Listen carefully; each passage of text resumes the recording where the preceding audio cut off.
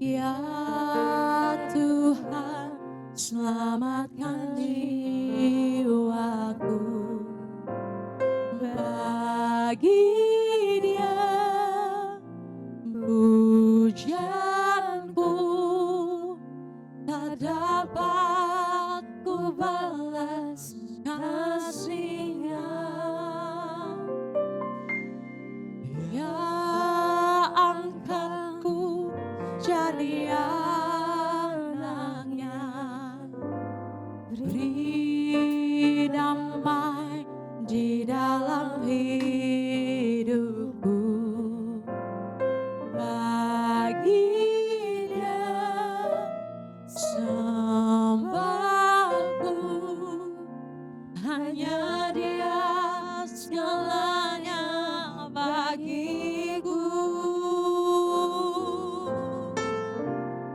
Bagi Dia segala pujian, hormat serta syukur kekal selamanya. Bagi Dia segala pujian, hormat serta syukur selama-lamanya. Kau adalah Allah yang telah menyelamatkan kami. Ya Yesus, selamat di bagiku. Ya Tuhan, selamatkan jiwaku. Bagi Dia sembahku, tak dapat ku balas kasih-Nya. Dia angkat setiap kita jadi anak. Ya Tuhan, jadi anaknya.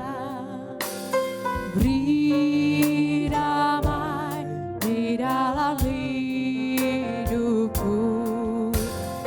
Bagi Dia sembahku, hanya Dia segalanya bagiku. Bagi Dia segala pujian, hormat serta syukur kekal selamanya. Bagi Dia segala pujian, hormat serta syukur selama-lamanya. Oh, bagi Dia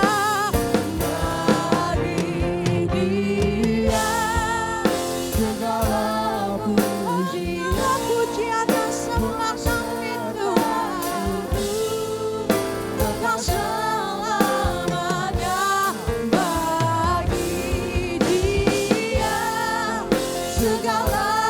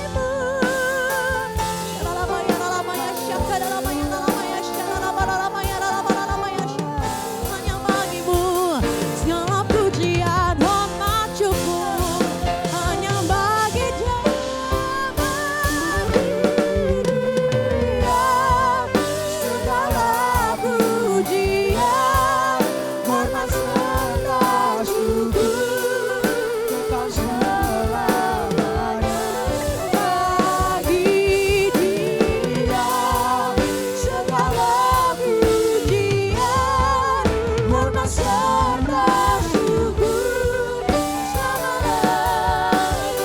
Mari sama-sama kita bangkit berdiri. Sekali lagi katakan, bagi Dia segala pujian, hormat serta syukur kekal selamanya.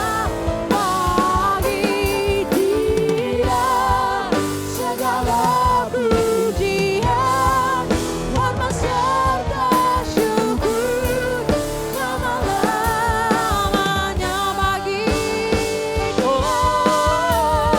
Bagi Yesus segala pujian, hormat serta syukur kekal selamanya. Bagi Dia segala pujian, hormat serta syukur selama-lamanya. Selama-lamanya. Selama-lamanya. Selama-lamanya.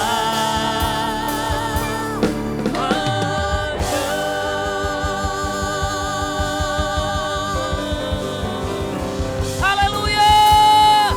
Semua sorakan haleluya. Haleluya.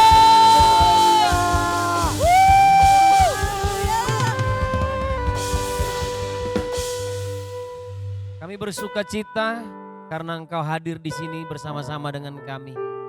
Kami bersyukur karena kami tahu Tuhan penolong kami, Raja kami yang besar, pembela hidup kami, setia untuk menjaga kami. Dan hari ini Tuhan, kami rindu datang seperti Maria yang duduk di bawah kaki-Mu untuk mendengarkan kebenaran firman-Mu. Hari ini kami memohon kepadamu, beri hati seorang murid kepada kami, telinga sebagai seorang murid untuk kami mau mendengarkan, bahkan bukan hanya pintar untuk mendengarkan, tapi kami juga pintar untuk melakukan kebenaran firman Allah. Karena firman-Mu yang berkata kepada kami, berbahagialah mereka yang mendengar, mengerti, dan melakukan firman Tuhan. Itu sebabnya kami berjanji di hadapan-Mu Tuhan, kami akan melakukan dan menggenapi semua firman-firman-Mu dalam hidup kami. Demi nama Yesus, kami juga berdoa yang sakit sembuh dalam nama Yesus, yang lemah kuat dalam nama Yesus, yang bimbang teguh dan yang tidak berpengharapan memperoleh pengharapan. Bahkan kami berdoa yang mati bangkit di tempat ini, karena kami tahu Engkau yang membangkitkan seluruh keberadaan hidup kami. Dalam nama Yesus kami siap dengarkan firman Tuhan. Haleluya. Kita yang percaya dan rindu diberkati sama-sama berkata amin. Silakan duduk. Bapak Ibu tepuk tangan dulu buat Tuhan ya. Baik, shalom. Apa kabar semua? Baik ya, luar biasa. Dan biasa di luar juga ya. Saya perkenalkan dulu diri saya, nama saya Pendeta Togap Parlindungan Simanjuntak. Ya, saya asli orang Batak, istri saya Manado. Ya, jadi istri saya orang Manado, kami punya anak 2. Ya, saya umur sekarang 48 tahun, ya mendekati usia 50 tahun, walaupun orang bilang casingnya 20 tahun, ya. Menghibur diri dikit-dikit lah gitu ya. Tapi kalau saya pergi kemana-mana rata-rata orang bilang, kayak gak kelihatan ya Pak, umurnya 48. Dalam hati saya ya, terima kasih saya terhibur gitu ya. Dan melayani di Gereja Bethel Indonesia Rock International Ministry di Belesa, di Permata Hijau. Dan juga ada 9 gereja yang lain yang Tuhan percayakan untuk kita, artinya kami dan keluarga menggembalakan. Ya, itu saja mungkin perkenalan saya karena waktu nggak panjang. Dan saya juga di DPA, Departemen Pemuda dan Anak Gereja Bethel Indonesia, bersama dengan Pak Reston Sinaga. Ya, jadi sekarang pengurus pusat nih sekarang ya, luar biasa ya. Dan terima kasih juga kepada Bapak Gembala dan seluruh majelis jemaat yang hari ini boleh mengizinkan saya tentunya untuk menyampaikan firman Tuhan. Langsung saja ya. Banyak orang Batak di sini? Gerobak di sini banyak? Hah? Oh iya banyak ya.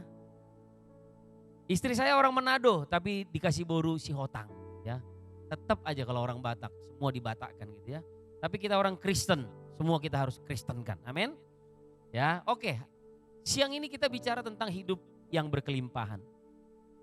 Saudara mau hidup dalam kelimpahan Tuhan? Amin. Karena itu janji berkat Tuhan, saudara-saudara.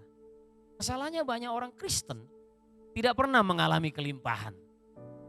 Alkitab bilang kebajikan dan kemurahan belaka itu yang akan mengikuti engkau seumur hidupmu. Amin. Dan saya percaya kemurahan-kemurahan Tuhan itu penuh dengan berkat. Jadi memang kita diberi juga karunia untuk kuat dalam penderitaan. Tapi yang namanya berkat Tuhan itu milik kita. Amin. Yang namanya warisan itu dikasih sama anak tiri, orang tetangga atau sama anak. Coba saya tanya. Kalau bapak kita punya warisan, warisannya banyak, warisan itu haknya anak tetangga atau anak-anaknya di rumah? Anaknya yang di rumah lah. Dan kita semua ini anak-anak Tuhan, kita ini anak-anak Kristus.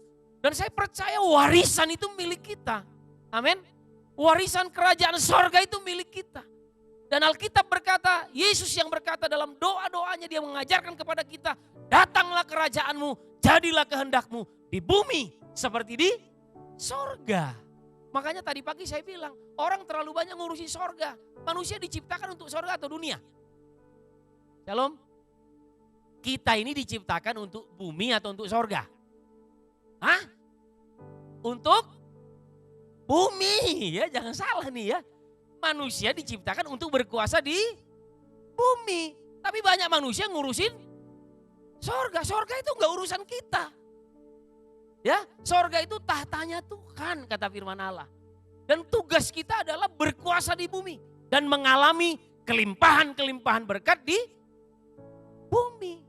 Bahkan nanti waktu Tuhan Yesus datang dia bilang gini, kita ini semua akan memerintah bersama-sama dengan dia.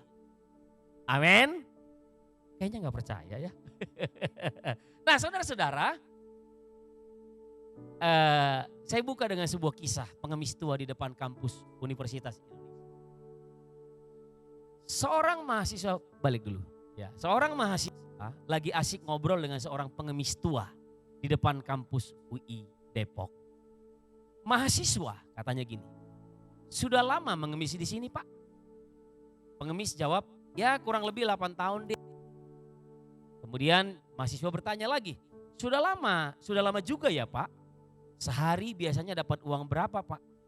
Lalu pengemis jawab, paling sedikit 5.000. Paling sedikit. Tapi kita lihat sekarang pengemis bisa berapa? 1 juta.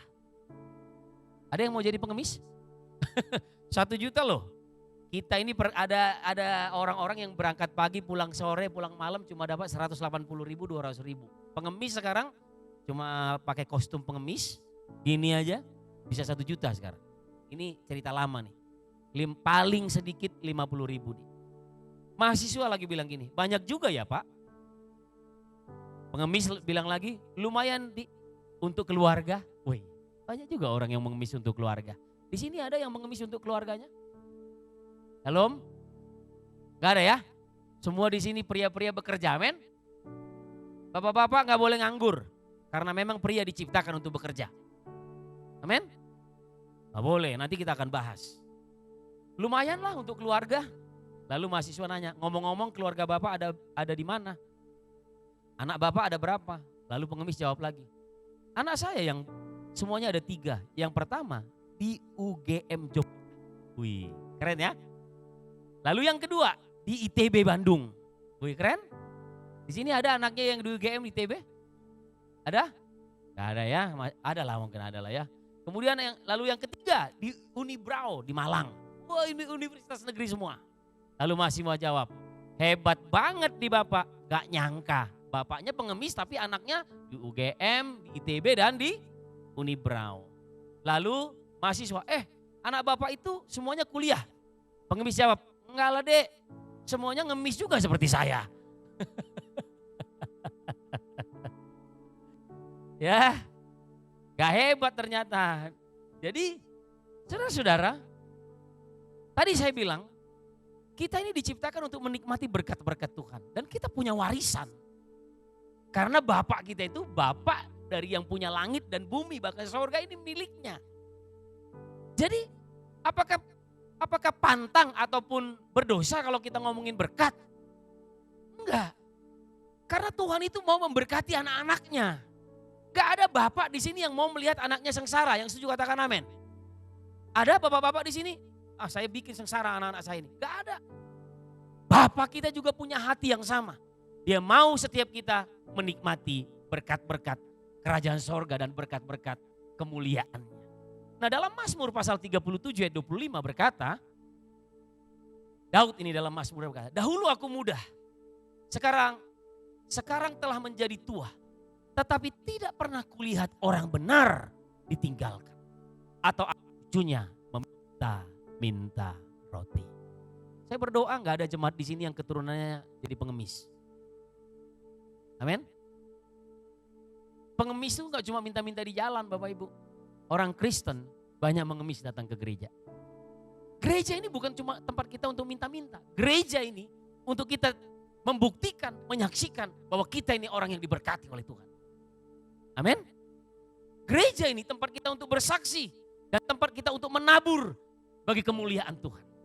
Nah, jadi Tuhan itu berkata, Raja Daud berkata, gak pernah aku lihat orang benar, orang yang percaya kepada Tuhan, orang yang percaya kepada Yesus hidupnya gak pernah minta-minta. Tapi hari ini kita lihat banyak orang Kristen hidupnya, padahal Alkitab bilang apa? Terlebih berkat memberi daripada menerima. Tapi banyak di antara orang-orang Kristen di luar sana lebih suka meminta-minta daripada memberi. Saudara, ukuran dari apa yang kita akan terima sebetulnya, apa yang kita tabur. Karena orang yang gak pernah nabur gak akan pernah menuai. Kalau orang menuai tanpa menabur, itu namanya pencuri, saudara. Dan Alkitab bilang gini, pencuri datang hanya untuk mencuri, membunuh dan membinasakan. Tapi Yesus datang untuk memberikan hidup dan hidup dalam segala kelimpahan. Amin. Jadi jangan pernah ragu. Saya yakin betul Tuhan gak akan pernah membiarkan hidup kita. Sedetik pun kita gak akan pernah ditinggalkan. Bahkan Alkitab berkata, satu rambut kita jatuh, Tuhan tahu dan Tuhan perhatikan. Dan tanpa seizin Tuhan itu gak akan pernah terjadi. Tapi kenapa itu terjadi? Hari ini kita akan belajar. Ada 3 penghalang berkat atas umatnya. Ada 3 yang menghalang ternyata. Ini 3 aja saya bahas. Mau bahas 10, 20 mau? Waktunya gak cukup ya. Saudara-saudara nanti gak diberkati justru malahan. Yang pertama adalah ketidaktahuan. Bantu saya ya. 3 penghalang berkat. Yang pertama ketidaktahuan, yang kedua ketidaktaatan, dan yang ketiga kemalasan. Nanti kita akan lihat, kita gak usah saling tunjuk kiri kanan, kita cek diri kita. Apakah kita ini karena gak tahu? Ataukah yang kedua karena ketidaktaatan kita sehingga kita gak diberkati? Atau juga mungkin saja karena kita malas. Coba lihat kiri kanan, wajah orang malas ada gak di sini? Gak ada ya? Semua rajin-rajin, amin. Makanya saya lihat tadi gereja belum mulai bangku udah penuh karena rajin-rajin. Ya, gak mau terlambat ke gereja. Itu bicara tentang kemalasan dan kerajinan. Bapak Ibu. Ya. Paling berusaha duduk paling depan. Nah ini kursi paling depan ini harus diisi. Di gereja ini saya percaya gak peduli mau siapa aja boleh duduk kan Pak ya. Kecuali yang hitam-hitam ini kayaknya ya. Yang lain boleh. Jemaat siapa aja boleh duduk depan. Gak ada itu. Wah ini kelas pendeta, ini kelas penatua. Gak ada. Kita semua sama di pemandangan Tuhan. Amin. Nah jadi ada 3 hal. Saya akan bahas dengan cepat. Yohanes pasal 8 ayat 32 berkata. Dan kamu akan mengetahui kebenaran. Dan kebenaran itu akan memerdekakan kamu. Ketidaktahuan. Cara penyelesaiannya cuma satu aja. Kita perlu dimerdekakan pikiran kita. Hidup kita ini didirect ataupun dikendalikan oleh pikiran kita Bapak Ibu. Alam bawah sadar kita. Nah dalam sebuah penelitian dikatakan 95% manusia dikendalikan oleh alam bawah sadarnya. Celakanya alam bawah sadar kita ini dari kita kecil itu banyak mandat budaya. Jadi dari kita kecil 70% alam bawah sadar kita ini diisi dengan hal-hal yang negatif. Diisi dengan hal-hal yang tidak mempercayai firman. Jadi kalau 95% kita dikendalikan oleh alam bawah sadar dan 70%-nya adalah hal yang negatif, kecenderungan hidup kita akan melakukan hal-hal yang negatif. Cenderung kita pesimis dengan kehidupan. Cenderung kita nggak melihat harapan dalam kehidupan. Nah, ini masalah. Kenapa? Ketidaktahuan. Ya. Oh, mandat budaya. Orang Batak. Orang Batak orang udah tahu lah. Orang kasar-kasar. Tambal ban pinggir jalan siapa itu orang-orangnya? Orang apa? Orang dulu Metro Mini itu siapa? Ah, itu taruh di sini semua. Dan itu dikendalikan. Jadi kalau ada orang merantau dari Medan sana ke Jakarta ini, yang dia cari tambal ban. Karena di alam bawah sadarnya dia ditaruh itu.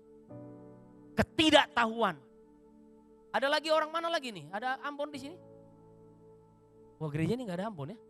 Ada, cuma gak datang. Lagi gak datang yang dari Ambon. Wah, orang Batak itu pinter-pinter nyanyi. Itu ditaruh di sini juga, di alam bawah sadar. Kalau Batak gak bisa nyanyi, bukan Batak katanya. Padahal ada orang Batak yang gak bisa nyanyi. Betul ya? Orang Ambon suaranya pasti tinggi-tinggi, nada-nada tinggi. Begitu gak bisa nyanyi, wah bukan Ambon katanya. Kenapa Bapak Ibu? Alam bawah sadar kita diisi dengan hal-hal mandat budaya. Dari kita kecil. Dan ternyata 70% alam bawah sadar kita itu diisi dengan hal-hal yang negatif. Sehingga membuat kita gak punya percaya diri, kita gak yakin, kita gak tahu kebenaran. Nah, Alkitab berkata dan kamu akan mengetahui kebenaran. Dan kebenaran itu akan memerdekakan kamu. Siapa kebenaran itu? Yesus. Amin. Dan saya percaya waktu kita ketemu dengan Kristus, hidup kita dimerdekakan. Yang terbelenggu dibebaskan. Ketidaktahuan, akhirnya kita bisa mengerti apa yang menjadi kehendak Allah. Nah, Hosea pasal 4 ayat 6 berkata, umatku binasa karena tidak mengenal Allah.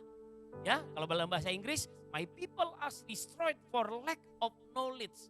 Karena tidak berpengetahuan.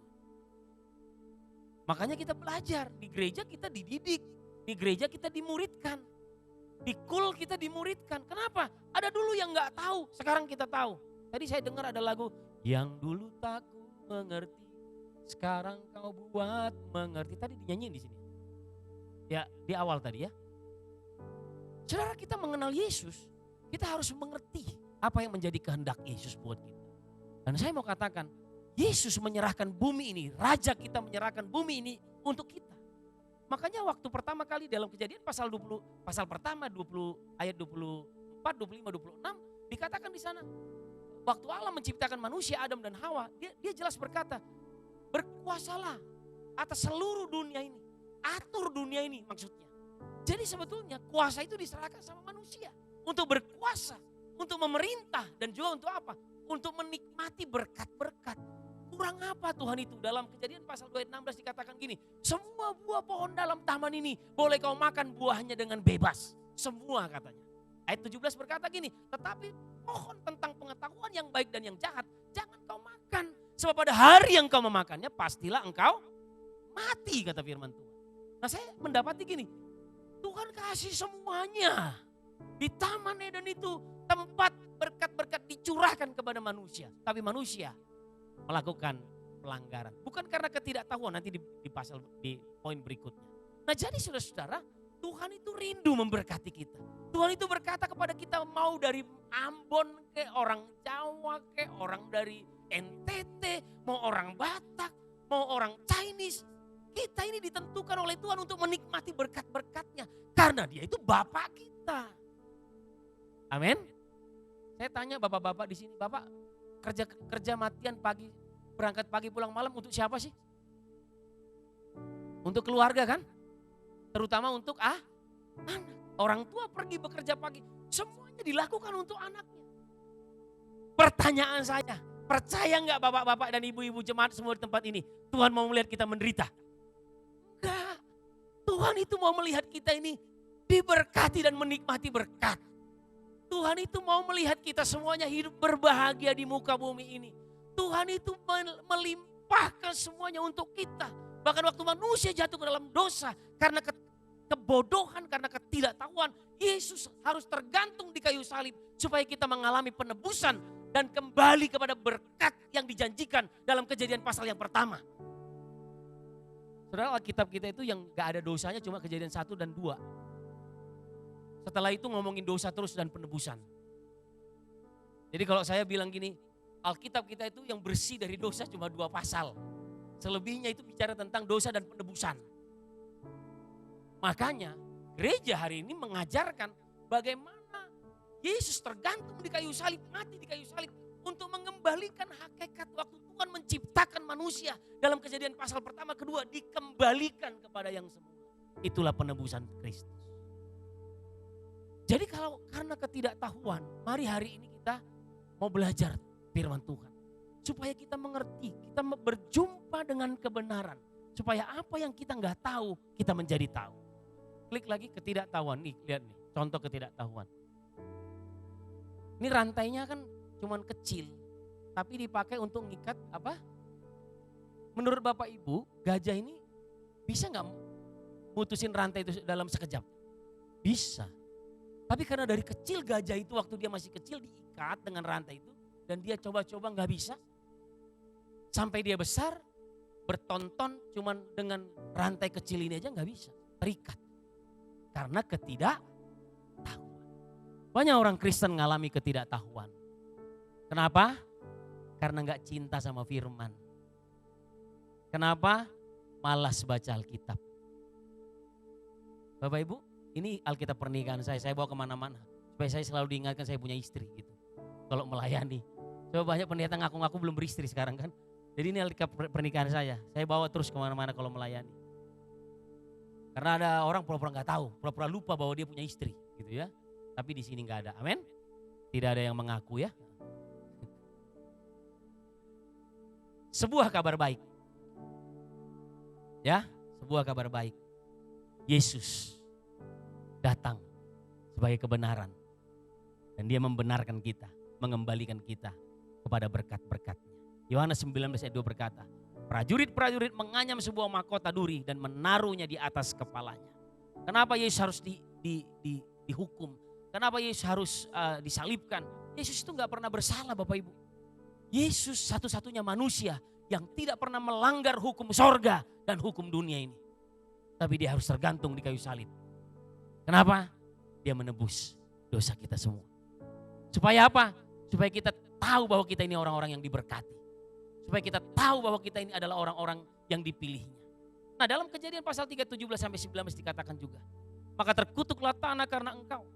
Dengan bersusah payah engkau akan mencari rezekimu dari tanah seumur hidupmu. Semak duri dan rumput duri yang akan dihasilkannya bagimu. Dengan berpeluh engkau akan mencari makanan. Saudara, kebenaran ini Tuhan berikan kepada manusia yang terikat dengan dosa. Tapi waktu kita dilepaskan dari dosa, kita berjumpa, tadi pagi saya bahas, berjumpa secara pribadi dengan Tuhan yang menyelamatkan kita. Kutuk itu dibebaskan, semua ikatan dilepaskan. Yesus tergantung kayu salib, menggantikan kita semua. Seharusnya saya dan saudara yang dihukum, tapi dia yang terhukum, dia yang dihina, dia yang dimaki, dia yang direndahkan. Supaya apa? Supaya kita semua mengalami berkat. Saudara harus tahu. Jadi jangan puas dengan berkata, ya udahlah, kami gini-gini aja lah, keluarga kami ya udah puas. Enggak, saudara. Saudara diciptakan mulia, agung. Engkau diciptakan untuk melakukan perkara-perkara yang dahsyat. Amin. Saudara percaya saudara diberkati, amin. Katakan wajahmu itu wajah-wajah berkat gitu ya. Amin. Hal yang kedua, kunci berkat Tuhan, ketaatan kepada perintahnya. Ketaatan. Kalau yang pertama tadi ketidaktahuan. Yang kedua kita bicara tentang ketaatan. Ketaatan kepada perintahnya. Bukan pada aktivitas ya. Atau korban-korban kita bagi Tuhan. Bukan karena persembahan kita loh di gereja, bukan.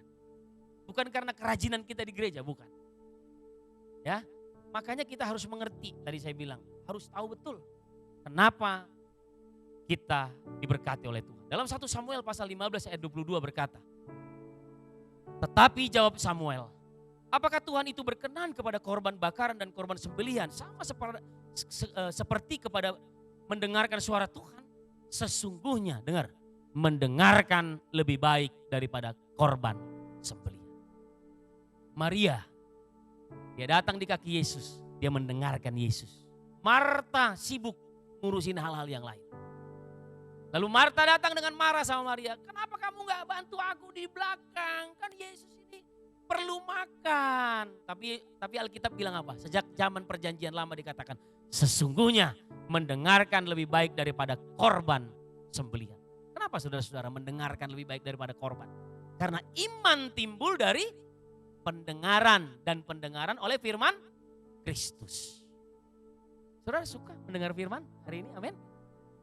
Oh tapi yang nyampein firman gak bagus. Saudara, bukan itu masalahnya. Masalahnya ada orang yang gak suka dengar firman. Amin. Oh firmannya biasa-biasa aja. Gak ada firman yang biasa. Semua firman itu ada kuasanya. Oh masalahnya kita suka beda-bedakan. Wah pendetanya sini. Nah, jangan saudara. Jangan. Siapapun yang berkhotbah, siapapun yang menyampaikan firman, dan pribadi kita harus mencintai firman. Mendengarkan lebih baik daripada korban sembelihan. Ya. Karena iman timbul dari pendengaran, dan pendengaran oleh firman Kristus. Yeremia pasal 73 berkata, hanya yang berikut inilah yang telah kuperintahkan kepada mereka. Dengarkanlah suaraku, maka aku akan menjadi Allahmu dan kamu akan menjadi umatku. Dan ikutilah seluruh jalan yang kuperintahkan kepadamu supaya kamu berbahagia. Dimulai dari mendengar. Ternyata gini, untuk kita bisa jadi orang yang taat, dimulai dari mendengar firman. Kami meneliti Bapak Ibu, kami melayani bapak-bapak seluruh Indonesia. Udah ada 1 juta pria lebih yang kita layani. Dan kita melihat mereka yang gak suka mendengar firman, sekalipun mereka ikut camp, ikut gereja, ikut ini itu, acara-acara gereja. Tapi kalau dia gak suka dengar firman, dengar, hidupnya gak pernah berubah. Karena apa? Firman itu adalah Kristus. Pada mulanya adalah firman. Firman itu bersama-sama dengan Allah, dan firman itu adalah Allah. Firman itu adalah Kristus. Dan yang kita percayai dan kita tahu betul, di muka bumi ini gak ada yang bisa mengubahkan manusia. Cuma firman yang bisa mengubah. Itu sebabnya jelas dikatakan, ikutilah seluruh jalan yang kuperintahkan kepadamu supaya kamu berbahagia. Dimulai dari apa? Dengarkanlah suaraku. Saudara suka mendengar suara Tuhan? Amin. Ya. Kalau mau taat sama Tuhan, kunci awalnya dengarkan suara Tuhan. Jadi bukan pada aktivitas, klik lagi. Atau korban-korban kita bagi Tuhan, bukan. Kenapa kita mau memberi persepuluhan? Karena kita dengar firman. Kita taat. Dan saya suka dengan Alkitab, pengulangan. Ajarkanlah itu berulang-ulang secara terus-menerus. Banyak orang bilang, khotbahnya sama lagi. Saudara, kalau nggak diulang-ulang kita nggak ngerti. Banyak orang ke gereja, bahkan mereka udah dengar-dengar, tapi mereka nggak ngerti. Kenapa nggak ngerti? Karena malas. Ulangan lagi. Saya baca buku aja, saya baca berulang-ulang. Alkitab baca berulang-ulang nggak kita? Salam? Kalau cuma sekali, akan saya udah selesai. Udah khatam, saya udah tahu, udah selesai saya baca. Saudara nggak akan pernah dewasa dalam Tuhan. Baca. Waktu kita baca firman, kita mendengarkan suaranya. Dan waktu kita baca firman, kita ngalami berkat. Berkat itu dimulai dari mana? Perubahan diri kita, saudara-saudara. Karakter hidup kita. Amin. Nah penghalang utama, sekali lagi ya, Yosua pasal 18 ayat 2-3 berkata, pada waktu itu masih tinggal 7 suku di antara orang Israel yang belum mendapat bagian milik pusaka. Sebab itu berkatalah Yosua kepada orang Israel, berapa lama lagi kamu bermalas-malas? Sehingga tidak pergi menduduki negeri yang telah diberikan kepadamu oleh Tuhan Allah nenek moyang. Nah ternyata penghalang utama yang ketiga tadi saya katakan orang yang malas. Kerajinan penting. Nah Ibrani pasal 6 ayat 11-12. Saya baca lagi. Tetapi kami ingin supaya kamu masing-masing menunjukkan kesungguhan yang sama untuk menjadikan pengharapanmu satu milik yang pasti. Sampai pada akhirnya kamu jangan menjadi lamban. Tetapi menjadi penurut-penurut mereka yang oleh iman dan kesabaran mendapat bagian dalam apa yang dijanjikan oleh Allah. Nah ini penghalang-penghalang utama yang kita lihat.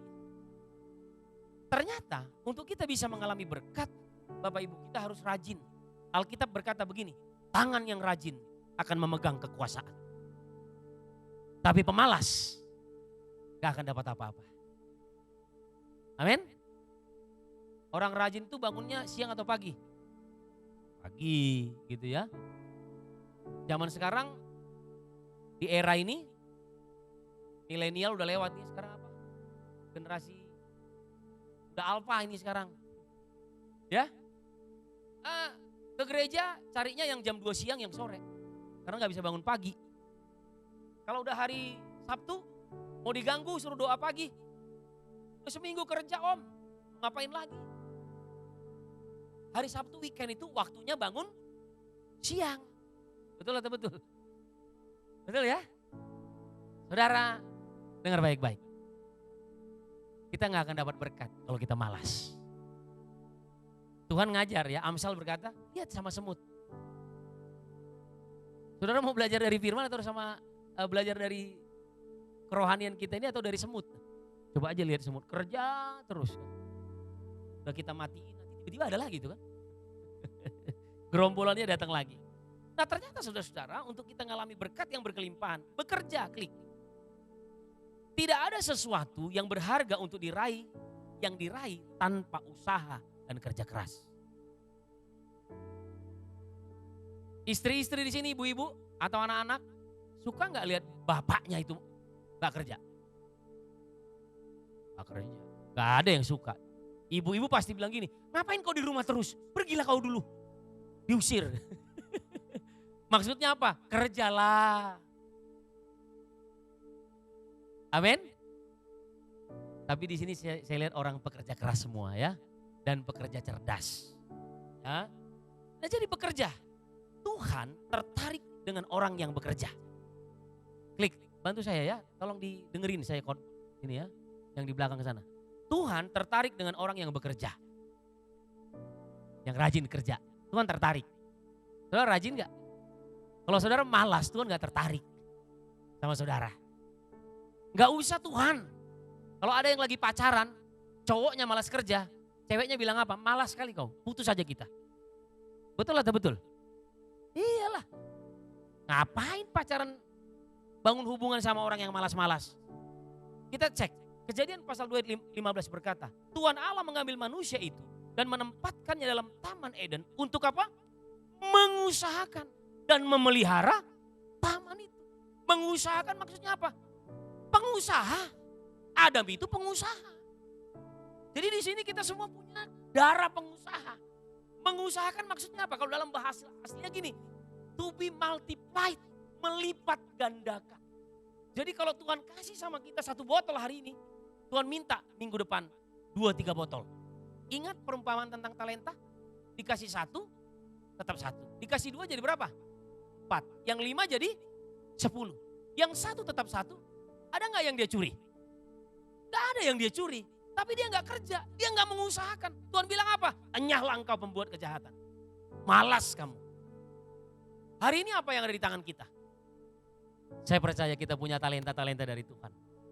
Dan itu harus kita lipat gandakan. Kita harus mengusahakannya. Kemudian apa lagi? Tuhan tertarik dengan orang yang bekerja. Mengusahakan itu dari kata abad. Work, bekerja. Worshipper, menyembah. Ternyata Bapak Ibu kalau kita rajin kerja itu penyembahan kita di hadapan Tuhan. Penyembahan itu bukan di gereja ini, nangis-nangis enggak. Nangis-nangis di sini tapi malas kerja, Tuhan bilang kamu gak nyembah aku. Tapi waktu kita rajin bekerja, itu penyembahan kita di hadapan Tuhan. Waktu kita kerja dengan jujur, kita kerja dengan benar, kita kerja dengan baik. Gak ada penipuan-penipuan dalam diri kita waktu kita bekerja, itu penyembahan kita di hadapan Tuhan. Tuhan disenangkan dan kita jadi saksi untuk banyak orang. Amin. Jadi jangan berpikir di gereja itu jadi kudus. Begitu pulang dari gereja jadi kudus. Jangan. Hidup kita ini harus sama di mata semua orang. Kita jangan punya standar ganda. Waktu di gereja saya pakai baju rapi, pulang gereja sembarangan. Enggak. Orang harus bisa melihat kita, ini orang Kristen. Dan waktu orang bilang ini orang Kristen, itu penyembahan kita di hadapan Tuhan. Orang sedang melihat, Alkitab bilang gini, sehingga dunia melihat perbuatanmu yang baik dan memuliakan Bapakmu yang di sorga. Amin Bapak Ibu. Nah, kita lihat lagi bahwa Tuhan tertarik dengan orang yang bekerja. Ketika Yesus memilih murid-muridnya, sedang apa mereka? Sedang kerja. Saudara mau dipilih Tuhan untuk bekerja, untuk melakukan hal-hal yang luar biasa? Saudara kerja, rajin. Amin. Jangan malas-malas terus berharap berkat, gak bisa. Yesus waktu memilih murid-muridnya, mereka sedang kerja. Lagi menjala ikan, gak dapat semalam-malaman kata Petrus. Tuhan udah semalam-malaman, aku gak ada, ngapain lagi Tuhan? Guru, katanya. Tapi dia bilang, lemparkan jalamu. Petrus bilang apa? Ah udah semalaman, gak usah lah. Gak ada. Dia lakukan juga. Yang pertama dia taat, yang kedua dia rajin memang. Tapi kalau orang malas, udahlah gak ada gunanya lah. Banyak gak orang di sekeliling kita yang begitu? Ah udahlah percuma, ke gereja sekali sudah cukup lah. Kul itu apa itu kul lah? Kulkas gitu kan. Udahlah, gak usah terlalu bertuhan-tuhan lah. Saudara, kunci berkat kita mendengar Tuhan bicara. Ya. Kemudian apa lagi saudara? Yesus bekerja sebagai tukang kayu. Yesus banyak memberikan perumpamaan tentang hamba. Hamba itu maksudnya apa? Doulos. Orang yang bekerja. Budak yang bekerja. Ya. Ketika Daud diurapi menjadi raja di Israel, sedang apa Daud? Hah? Waktu Daud dipanggil untuk menjadi raja, sedang apa dia? Sedang bekerja menggembalakan 2-3 ekor domba. Daud bisa aja bilang gini, ngapain gua ngurusin 2-3 ekor domba? Ngapain? Kakak-kakak aku tuh di medan perang. Ngapain ngurusin gini, matiin aja. Tapi Daud bilang apa? Enggak, kalau ada singa datang, beruang datang mau terkam, akan aku robek mulutnya. Walaupun yang dipercayakan cuma 2-3 ekor. Tapi dia rajin untuk bekerja. Amin Bapak Ibu? Rajin kerja, amin? Ya kayaknya banyak yang tersinggung ya hari ini ya. Saudara kita gak akan pernah dipanggil Tuhan, dipilih Tuhan kalau kita malas-malas. Jadi waktu Daud dipanggil, dia sedang bekerja. Dia sedang menggembalakan kambing. Musa dipanggil Tuhan membebaskan umat Israel ketika dia sedang apa? Hah? Sedang bekerja. Dan dia lihat bangsanya apa? Disiksa, masuk dalam. Dia kan tinggal di istana Bapak Ibu. Tapi kan dia lihat, gak bisa nih. Ada panggilan dalam hidup. Dia dipilih oleh Tuhan. Kemudian apa lagi? 1 Raja-Raja pasal 19 ayat 19. Setelah Elia pergi dari sana, ia bertemu dengan Elisa bin Safat yang sedang membajak dengan 12 pasang lembu. Sedang ia sendiri mengemudikan yang ke-12. Banyak orang malas. Udah ada anak buah kok, udahlah kita tenang-tenang aja lah, santai-santai. Healing. Saudara, healing itu cuma buat orang sakit. Ya, saya kadang-kadang bingung, orang dikit-dikit healing. Orang kalau kebanyakan healing berarti sakit. Kalau semakin sering healing, sakit jiwa terakhir. Ya, di sini ada yang sering healing? Ya, bolehlah healing, tapi cuma healing terus. Lama-lama bosan the healing, akhirnya killing gitu ya. Nah jadi kita melihat bahwa bekerja, Tuhan tertarik dengan orang yang bekerja. Ini semua bicara tentang apa? Karakter. Salah satu karakter Kristus adalah rajin. Yesus itu punya karakter rajin. Dia rajin berdoa, dia rajin bekerja, dia rajin melayani, dia rajin. Bahkan satu kali dalam Alkitab dikatakan gini, Yesus kelelahan. Dia udah kecapean dan dia bilang sama murid-muridnya, ayo kita bertolak ke seberang supaya kita bisa beristirahat. Tapi orang banyak berbondong-bondong mengikuti dia. Yesus naik perahu, tapi orang banyak ngikutin dia dari darat.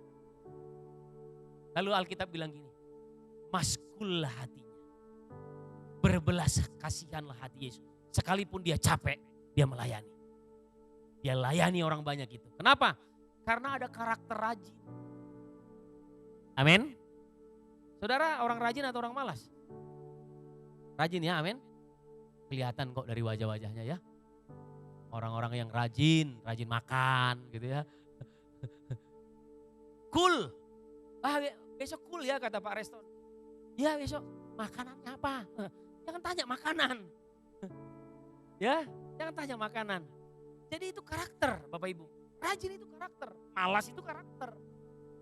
Ya, rajin itu adalah karakter. Ada sebuah statement bilang gini, when you lose money, you lose nothing. Ketika engkau kehilangan uang, kita nggak kehilangan apa-apa. When you lose health, kesehatan, your health, you lose something. Kita kehilangan sesuatu waktu kita sakit-sakitan. Karena orang sakit gak bisa melayani, susah melayani. Tapi when you lose character, you lose everything. Saudara, Yesus punya karakter yang hebat. Dia rajin. Dia bangun pagi-pagi untuk berdoa. Tadi pagi saya saksikan istri saya, kami keluarga 4:30 pagi. Pasti bangun pagi-pagi untuk berdoa. Orang bilang gini, udahlah bro, kan jam 7 juga sama, Tuhannya juga sama. Tapi itu tidak membangun karakter masalahnya. Tidak membangun kebiasaan-kebiasaan. Kan ada statement berkata gini, menabur pikiran menuai perkataan, menabur perkataan menuai tindakan, menabur tindakan menuai kebiasaan, menabur kebiasaan menuai karakter. Jadi kebiasaan-kebiasaan kita harus kita bangun. Salah satunya ikut kul itu harus Bapak Ibu. Jangan, udahlah, kan kemarin udah, minggu ini enggak. Ada di gereja kita begitu, saya lihat jemaat ini. Dalam 1 bulan pasti ada 1 minggu, minimal 1 minggu dia gak hadir. Karena dia merasa cukup lah 3 minggu juga ngapain sih kan gitu. Saudara, kerajinanmu dalam beribadah itu juga menunjukkan karaktermu di dalam keseharian.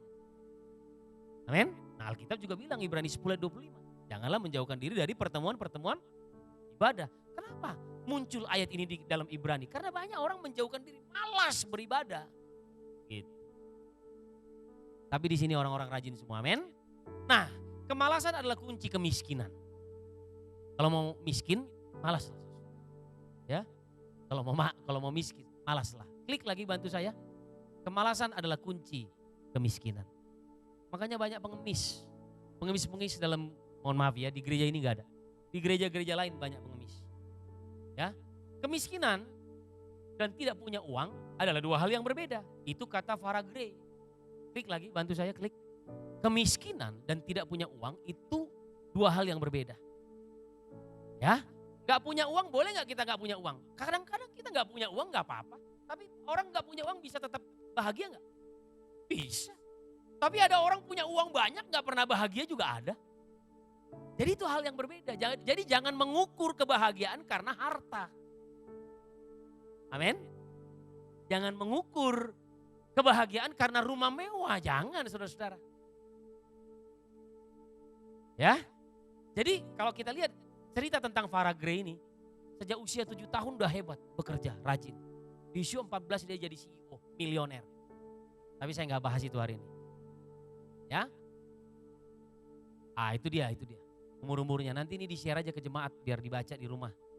Ya, tapi saya nggak mau bahas Farah Gray, saya mau bahas Yesus hari ini. Ya, amin. Nah, apa tanda-tanda kemalasan? Klik lagi terus.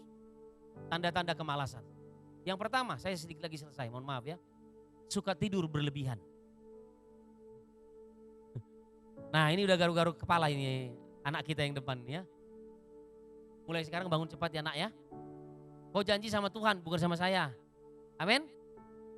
Gak bilang amin dia ya. Amsal 9:6 ayat 9-11. Hai pemalas, berapa lama lagi engkau berbaring? Bilakah engkau akan bangun dari tidurmu? Tidurlah sebentar lagi, mengantuk sebentar lagi, melipat tangan sebentar lagi untuk tinggal berbaring. Maka datanglah kemiskinan kepadamu seperti seorang penyerbu.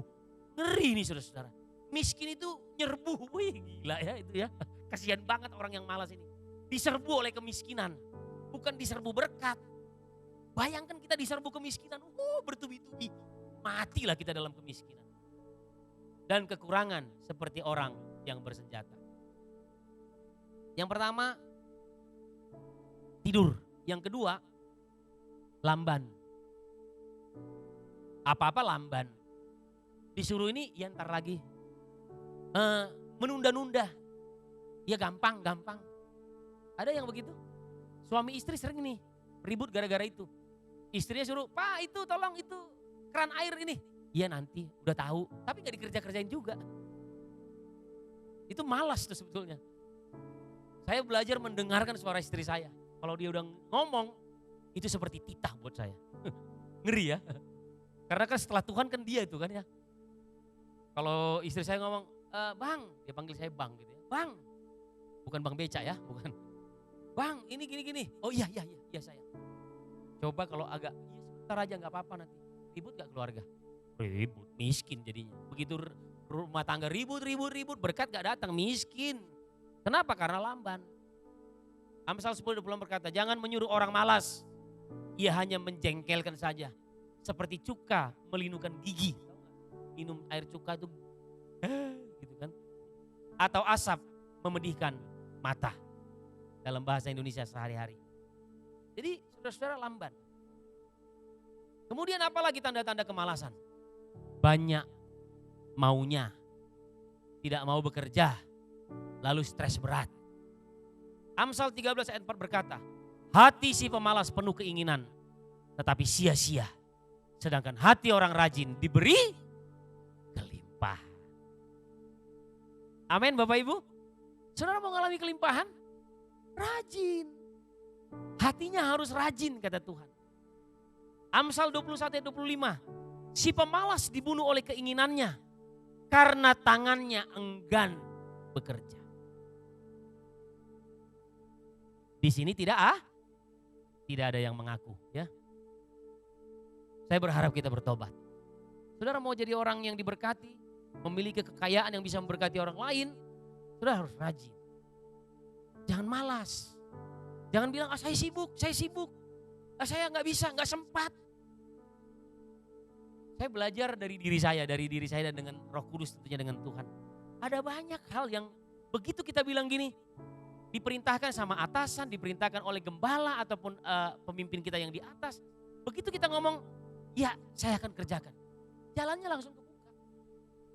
Tapi begitu kita bilang, kayaknya nggak bisa, jalannya ketutup semua.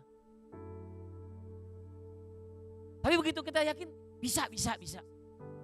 Nah, tapi kan agak sulit ini. Tapi nggak apa-apa, masih bisa Pak, masih bisa. Jalannya terbuka. Tapi begitu kita bilang nggak bisa, jalan yang terbuka pun jadi tertutup. Jadi jangan malas. Coba pandangin pasangannya yang datang dengan suami, bilang jangan malas. Ya, sama kiri kanan bilang jangan malas. Ya. Amsal pasal 22 ayat 13, si pemalas suka tinggal di rumah. Ini dia. Ia berkata, ada singa di luar. Aku bisa diterkam di tengah jalan. Gak bisa, ini bahaya. Ini gak bisa, itu gak bisa. Tapi Alkitab yang bilang, si pemalas suka tinggal di dalam rumah. Selalu ada alasan-alasan untuk tidak mau bekerja, maksudnya begitu. Tapi di sini semuanya rajin, amin. Saya melihat semua rajin-rajin beribadah, rajin cool, ya. Siapa lagi ketua cool di sini? Cuma satu. Oh ada ya. Nanti undang saya ya. Amsal 26 ayat 15. Si pemalas mencelupkan tangannya ke dalam pinggan. Tetapi ia terlalu lelah untuk mengembalikannya ke mulutnya. Mau makan aja malas. Pernah lihat gak orang gitu? Anak-anak di rumah itu yang makan, ini udah jam berapa? Nanti aja Mak, nanti aja. Mau makan aja malas. Gimana mau kerja? Oh Tuhan tolong ya. Di sini nggak ada, amin. Di sini semua rajin makan, amin. Jadi saya nggak panjang-panjang lagi. Saya berdoa hari ini supaya saudara ngalami Tuhan dan mengerti firman Tuhan. Ya, jadi ada 3 hal yang menghalangi berkat Allah atas umatnya. Yang pertama ketidaktahuan. Tapi ketidaktahuan kita tahu kita dimerdekakan oleh Kristus. Yang kedua adalah ketidaktaatan. Bagaimana caranya mau taat? Dengar perintah raja. Perintah raja itu apa? Firman. Dengar apa Alkitab bilang. Waktu engkau mendengar, engkau sedang menanam sesuatu di dalam pikiranmu tentang firman Tuhan, maka hidupmu itu akan mengubah karakter hidupmu. Dan yang ketiga, kemalasan. Dan saya percaya Tuhan gak mau melihat kita tidak diberkati. Tuhan rindu melihat kita diberkati. Amin. Tepuk tangan buat Tuhan.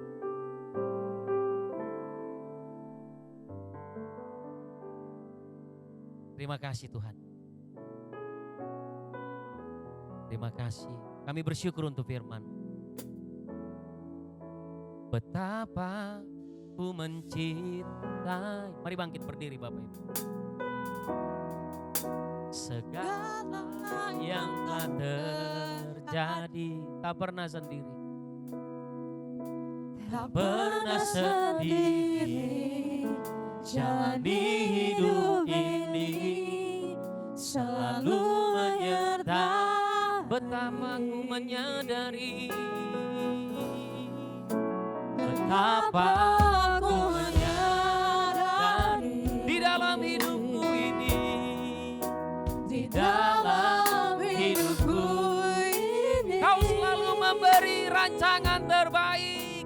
Kau selalu memberi rancangan terbaik oleh karena kasih. Haleluya. Angkat tanganmu kepada Rajamu, katakan sentuh hatiku, ubah hidupku. Bapa, sentuh hatiku, ubah hidupku menjadi yang baru. Bagai emas yang murni, Emas yang Kau murni, Kau membentuk bejana hatiku. bejana hatiku. Ajarku Sebuah mengerti kasih yang selalu sebuah kasih yang selalu memberi, bagai air mengalir yang tiada pernah Sekali lagi katakan dengan iman, angkat kedua tanganmu kepada Rajamu. Bapa, sentuh hatiku. Bapa, sentuh hatiku, ubah hidupku menjadi yang baru, bagai emas yang murni. Kau membentuk bejana hatiku.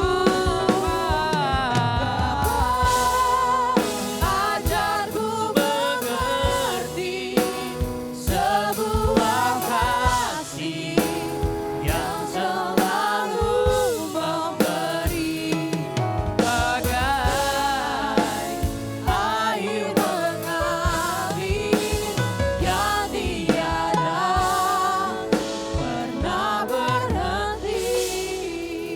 Mari Bapak Ibu saudara-saudara, engkau berdoa kepada Tuhan supaya hidupmu mengalami perubahan di tempat ini. Kau mengalami perjumpaan dengan Tuhan.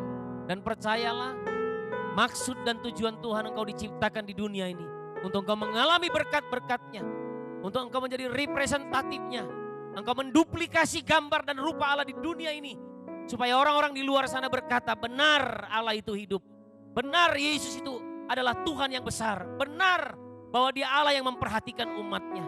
Dan di tempat ini hari ini ada 3 hal yang membuat engkau tidak mengalami berkat-berkat Tuhan. Biarlah ketidaktahuan, ketidaktaatan dan kemalasan dibuang jauh-jauh dari hidupmu. Kau mengalami karakter Kristus, kau mengalami berkat-berkat Kristus. Terima kasih Tuhan, sadarkan kami dan buat kebenaran firman-Mu satu-satunya yang mengubahkan hidup kami. Mari dengan hormat angkat tanganmu kepada Tuhan. Saudara-saudara, sadarilah bahwa Tuhan itu Raja. Dia punya titah, Dia punya perintah kepada kita semua untuk kita mengerjakannya. Dan waktu kita mengerjakannya, kita mengalami kebenaran-kebenaran. Bapa, Sentuh hatiku, ubah hidupku jadi yang baru, menjadi yang baru, bagai emas yang murni, bagai emas yang murni. Kau membentuk bejana hatiku. bejana hatiku. Bapa, ajarku mengerti, Bapa, ajarku mengerti sebuah kasih yang selalu memberi. yang selalu memberi,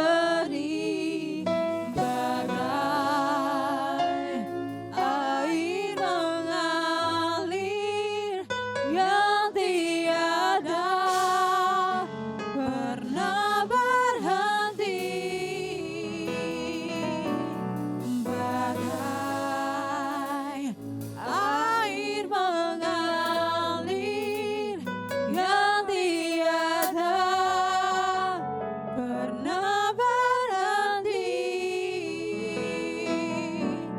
Bagai air mengalir yang tiada pernah berhenti.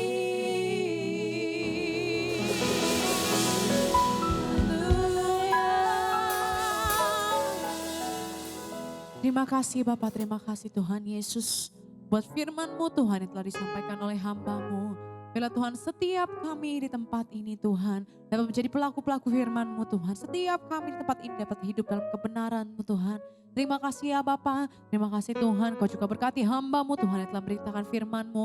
Kau berkati berlimpah-limpah Tuhan, Kau berkati lebih lagi. Kau tambah-tambahkan terus Tuhan hikmat dan pengetahuan yang daripada-Mu Tuhan. Dan selalu bila dia berjalan bersama-sama dengan Kau ya Bapa. Terima kasih Tuhan Yesus. Dan sebentar kami juga akan memberikan persembahan kami Tuhan. Untuk persembahan misi kami ya Bapa. Bila Tuhan persembahan kami pada hari ini, Kau yang berkati Tuhan. Bila persembahan ini dapat menjadi alat Tuhan untuk memberkati Tuhan pekerjaan-pekerjaan misi di tempat ini ya Bapa. Dapat menjangkau jiwa lebih banyak lagi Tuhan. Bila kami mau serahkan Tuhan di dalam tangan-Mu saja. Tuhan Kau juga yang berkati setiap anak-anak-Mu di tempat ini Tuhan yang akan memberi dengan segenap hatinya ya Bapa. Bila Tuhan Kau yang berkati berlimpah-limpah. Terima kasih Bapa, hanya dalam nama Tuhan Yesus Kristus kami siap untuk memberi. Semua yang siap untuk memberi sama-sama kita katakan, amin. Bapak Ibu Saudara dipersilakan untuk duduk kembali. Dan kita akan bersama-sama memberikan persembahan kita untuk persembahan misi. Dan untuk persembahan dapat diberikan melalui kantong persembahan yang diedarkan atau nanti melalui QR Code atau melalui transfer. Terima kasih Bapak Ibu dan kita juga akan bersama-sama menyaksikan LPG News.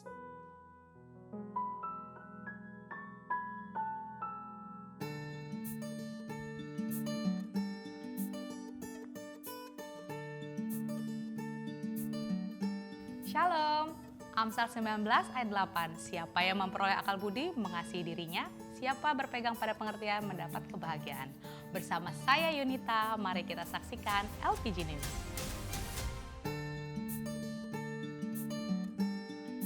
Untuk kegiatan doa, saudara bisa melihat di layar.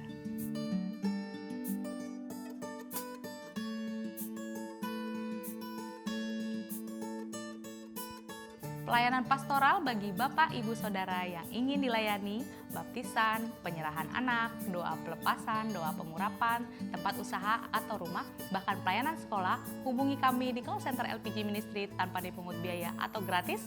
Dan kami menghimbau untuk Bapak Ibu Saudara juga memiliki KKJ yaitu Kartu Keluarga Jemaat. Ayo bantu kami untuk melayani saudara dan mengenal saudara.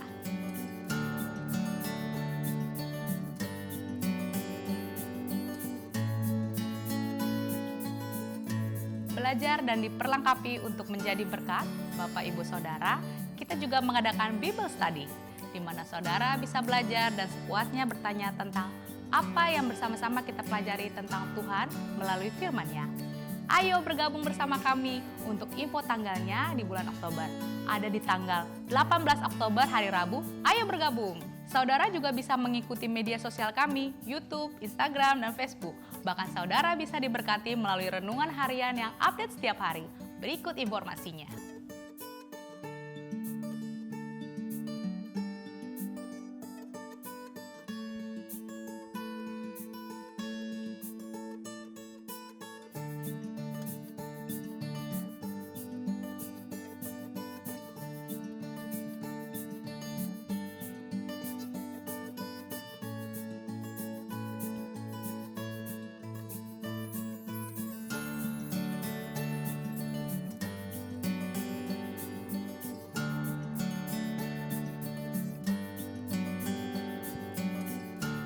Dan berikut dari tim pujian dan penyembahan mengundang Anda yang rindu melayani sebagai imam musik, terutama pemain piano dan kaum pria untuk melayani sebagai worship leader and singer.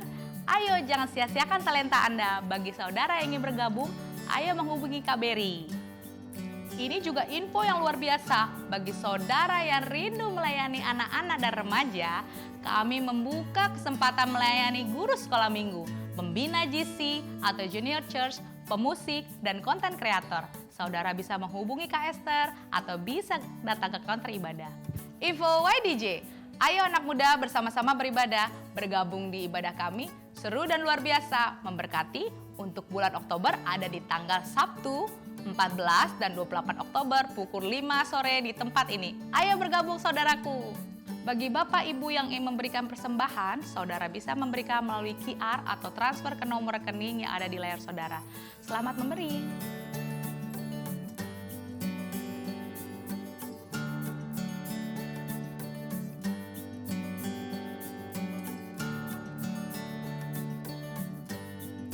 Saudara, bagi Bapak Ibu Saudara yang ingin mendaftar OTA, yaitu orang tua asuh, bagi info untuk OTA saudara bisa menghubungi call center kami. Dan kami menghimbau saudara untuk mengikuti KUL. Untuk informasi saudara bisa menghubungi call center kami. Nah, ini dia Gembala KUL dan wilayah KUL yang ada di GBI Lepiji.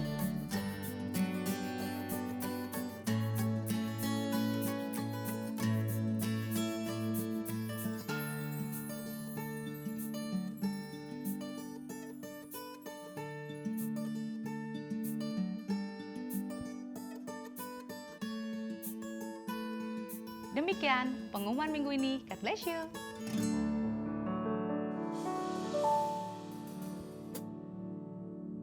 Bapak Ibu Saudara, kita akan mengakhiri ibadah kita pada siang hari ini. Sama-sama saya undang untuk bangkit berdiri.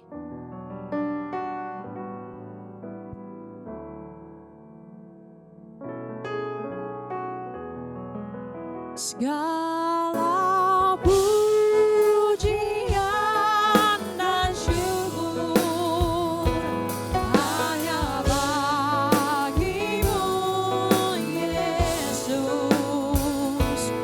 Dengan apakah ku balas kasih-Mu?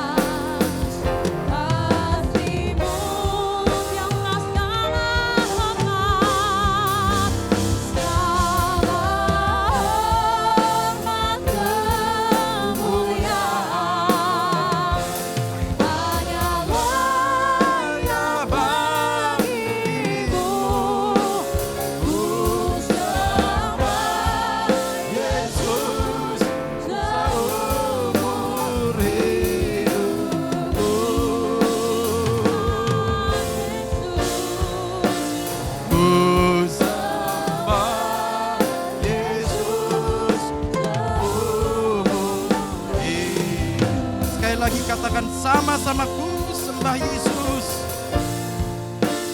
Ku sembah Yesus. Ku sembah Yesus. Sama-sama katakan.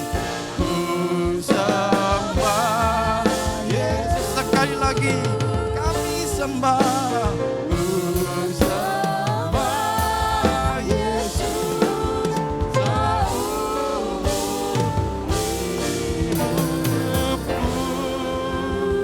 Katakan haleluya, haleluya. Terima kasih Tuhan. Benar Tuhan, siang hari ini kami mendeklarasikan bahwa kami mau menyembah Engkau seumur hidup kami. Terima kasih Tuhan.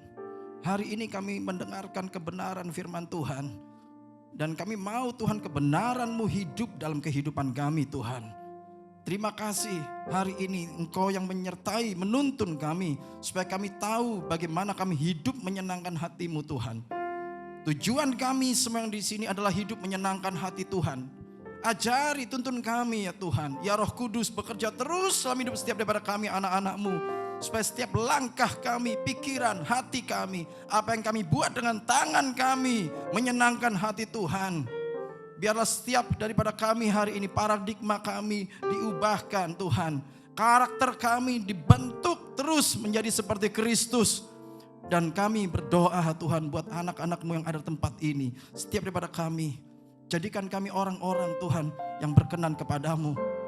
Pengurapan-Mu menyertai setiap daripada kami Tuhan. Engkau menuntun kami supaya kami menjadi orang-orang yang berkemenangan. Menjadi orang-orang yang berhasil. Tempat di mana kami berpijak dan melangkah, kami membawa kuasa Tuhan menyertai kami. Kami membawa otoritas Tuhan menyertai kami. Baik kami di pekerjaan, bisnis, usaha, pelayanan, bahkan rumah tangga kami. Kasih, anugerah, otoritas Allah menyertai kami. Terima kasih Tuhan hari ini. Bagi yang sakit, yang lemah, dalam nama Tuhan Yesus, kesembuhan terjadi. Kesembuhan terjadi. Bilur-bilur Yesus cukup buat kami. Supaya kami hidup sehat. Penuh dengan anugerah Tuhan. Buat engkau yang lemah hari ini biar kuatkan. Buat engkau yang terbelenggu, terintimidasi, dalam nama Tuhan Yesus, engkau dimerdekakan oleh kuasa kasih Kristus. Tidak ada intimidasi. Engkau menang atas kuasa iblis dalam nama Tuhan Yesus.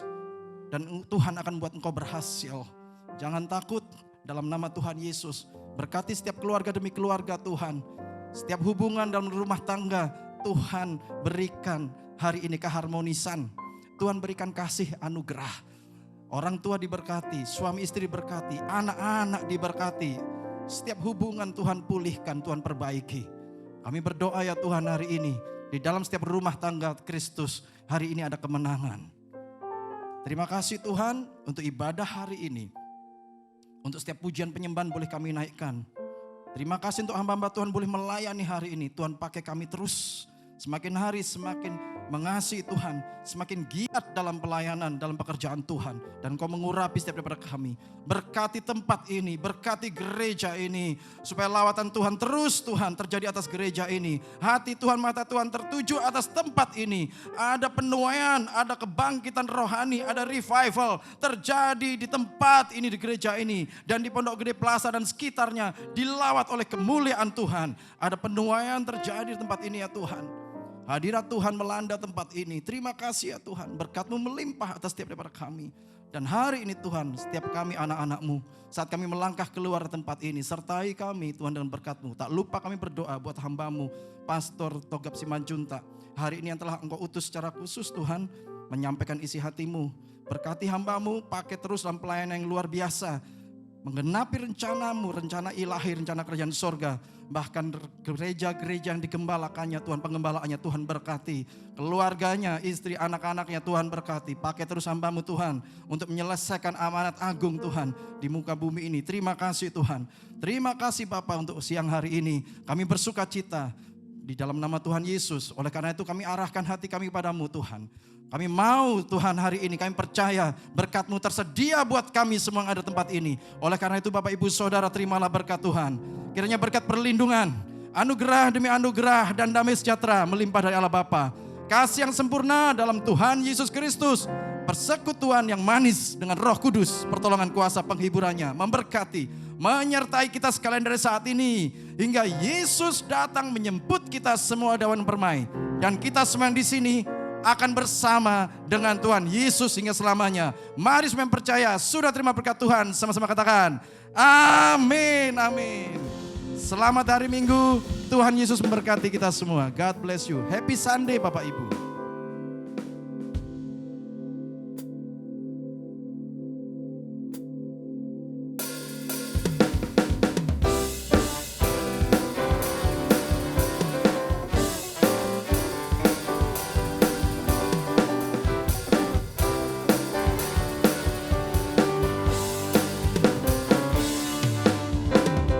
Betapa baiknya Engkau Tuhan, kasih-Mu tiada